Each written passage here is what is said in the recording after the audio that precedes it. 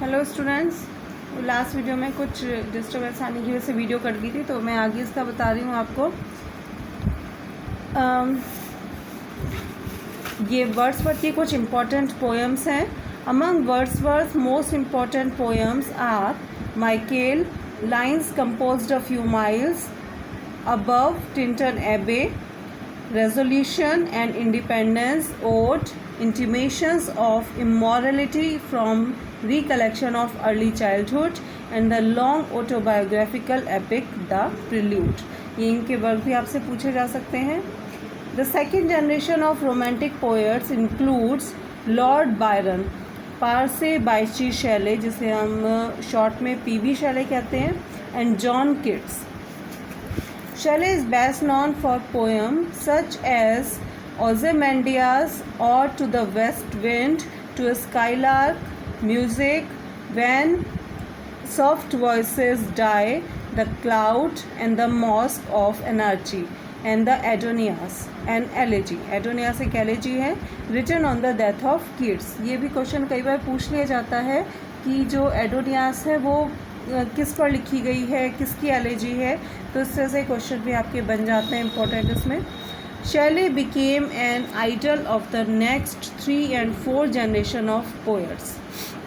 Shelley, P B Shelley मेन माने जाते हैं, पीवी शैले और वर्ड्स पर रोमांटिक एज के पोएट, और इन्होंने इंस्पायर किया आगे और भी जो पोएट्स आए हैं उसको भी उन्होंने इंस्पायर किया, including important Victorian and pre Raphaelite poets such as Robert Browning and Dante Gabriel रॉसेटी।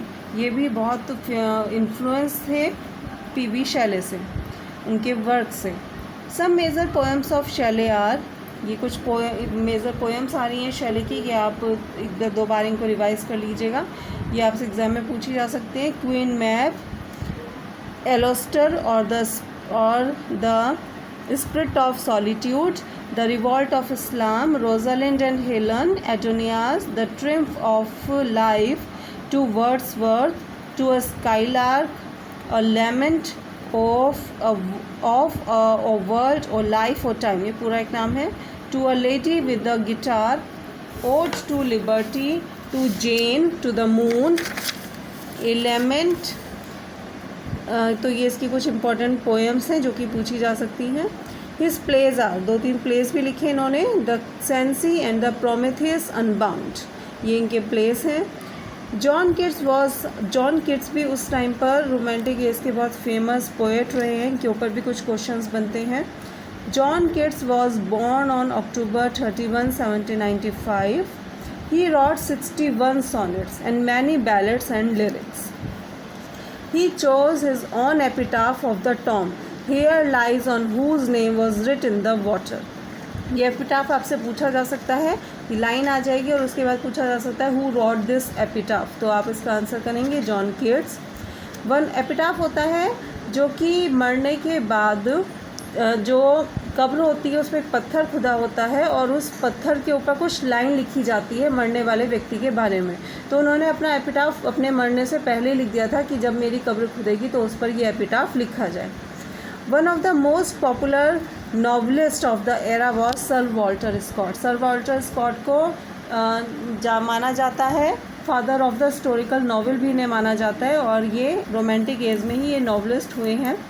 His novel writing career was launched in 1814 with Waverley, often called the first historical novel. पहला novel उन्होंने लिखा था Waverley, और जिसको माना जाता है कि फर्स्ट हिस्टोरिकल नॉवल है वो। There are some characteristics of romanticism, love for nature.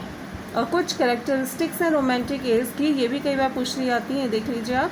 Interest in humanity, love for the elemental simplicities of life, freedom of imagination, subjectivity and spontaneity, etc., wholeness of vision, escape from reality. Romantic age is the golden age of poetry. ये भी question important है कि which age is the golden age of poetry, तो इसका answer होगा romantic as. Thank you students.